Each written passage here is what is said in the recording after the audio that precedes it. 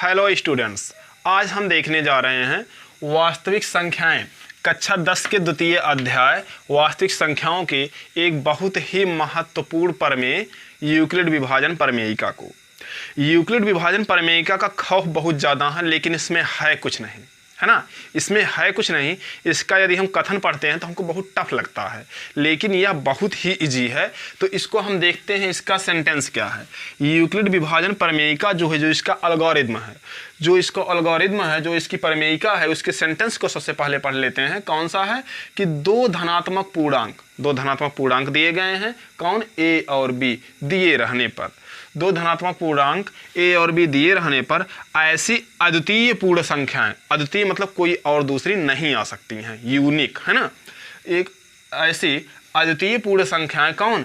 Q और are विद्यमान है कि यदि ए और बी दो संख्याएं दी गई हैं, ए और बी दो संख्याएं दी गई हैं, तो ऐसी अद्वितीय पूर्ण संख्याएं क्यू और आर विद्यमान है कि ए बराबर है बी क्यू प्लस आर, है ना।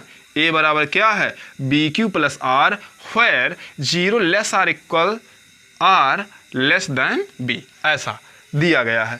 अब इसका कुल मिलाकर कहने का मतलब क्या है? इसके कहने का कुल मतलब बहुत ही जरा सा, जो आप जानते हैं कक्षा 7 में आपने पढ़ा था। यूक्लिड विभाजन प्रमेयिका जो आई थी वो कक्षा 7 में आपने यूज किया हुआ है। उसी को थोड़ा सा ब्रॉड करके यहाँ पर मॉडिफाई करके पेश किया गया है, लेकिन बात तो कुल मिलाकर वही है ना। कुल मिलाकर बात वही है। तो हम यहाँ पर देखेंगे कि यूक्लिड विभाजन प्रमेयिका का मूल तथ्य क्या है, उसका हार्ट क्या है।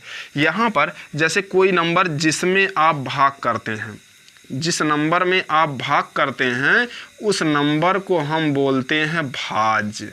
क्या बोलते हैं? भाज्य। जिस नंबर में भाग करते हैं उसे बोलते हैं भाज्य, और जिस नंबर से भाग करते हैं उसे बोलते हैं भाजक। और जितना यहाँ पर आंसर आता है उसे बोलते हैं हम भागफल। जितना नंबर आता है, मतलब कि आंसर आता है, उसे बोलते हैं भागफल। यदि यहाँ पर कुछ शेष बच रह जाता है, कुछ बचा रह जाता है, तो वही कहलाता है हमारा शेषफल। वही क्या कहलाता है? शेषफल, है ना। तो ये तो सब लोग जानते होंगे। जिसमें भाग किया जाता है उसे बोलते हैं भाज्य। ये वाला होता है भाजक, ये होता है भागफल, ये होता है शेषफल। तो यहाँ पर चारों में एक विशेष प्रकार का संबंध होता है। वह संबंध क्या है?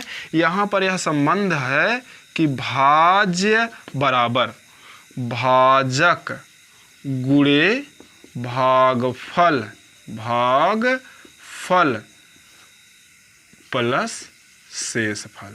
बस यही है हमारी यूक्लिड विभाजन प्रमेयिका, है ना। यही क्या है? हमारी यूक्लिड विभाजन प्रमेयिका है। अब यहाँ पर जो ये सेंटेंस में कहें, यदि इसको हम वहाँ पर सेट करें तो ये जो भाज्य है, ये जो भाज्य है हमारा क्या है? स्मॉल ए है। ये जो भाजक है वो हमारा स्मॉल बी है, और ये जो भागफल है वो हमारा क्यू है, और जो रिमाइंडर है वही आर है ना। ये क्या क्वेश्चन तो है रिमाइंडर, ऐसे इसलिए इंग्लिश ही लिखा गया है ऐसा।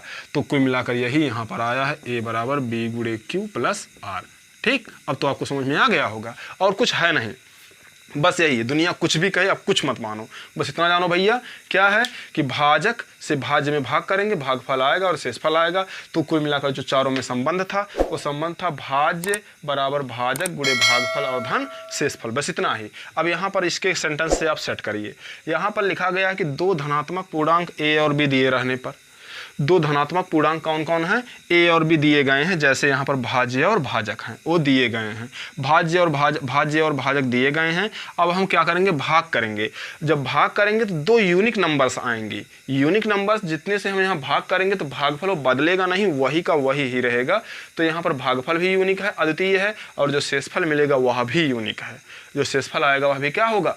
यूनिक ही होगा।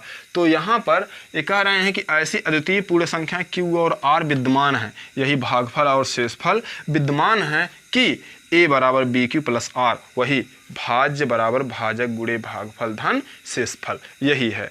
कुल मिलाकर यही क्या है? हमारी यूक्लिड विभाजन प्रमेयिका है। अब इसके कुछ चरण दिए गए हैं। जो चरण 1 है, चरण 2 है। पहले चरण में हमको भाग करना। दूसरा चरण हमको क्या बता रहा है कि यदि यहाँ पर रिमाइंडर 0 आ जाता है, ये जो इसका रिमाइंडर है शेषफल है, यदि ये शेषफल 0 आ जाता है तो यही जो हमारा बी है, यही क्या है, जो हमारा B है, A और B दोनों का HCF होता है, मासा होता है। भाग विधि से जब हम मासा ज्ञात करते हैं, भाग विधि से जब हम मासा ज्ञात करते हैं तो मासा ज्ञात करते समय आपको वहाँ पर बताया गया है कि वह बड़ी से बड़ी संख्या, महत्तम समापवर्तक, क्या, महत्तम समापवर्तक, तो बड़ी से बड़ी संख्या जो है, जो दोनों को विभाजित कर देती है, वही कहलाती है उन दी गई संख्याओं का मासा।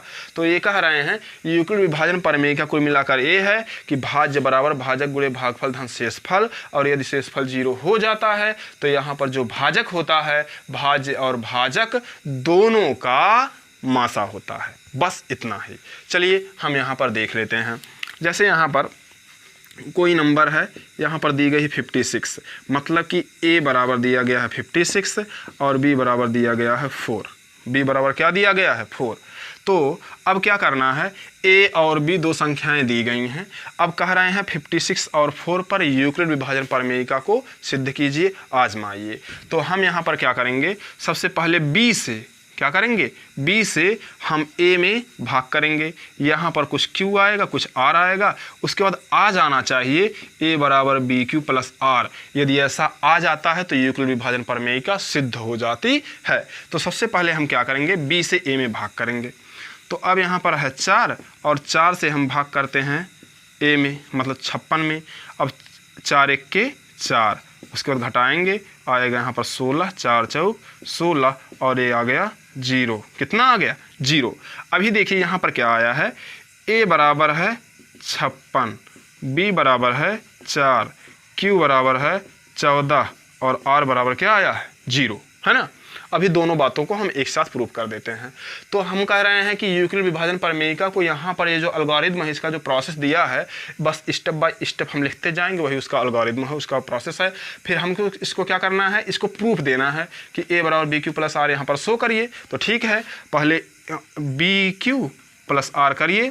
तो B की जगह पर है 4, Q की जगह पर है 14, R की जगह पर है 0।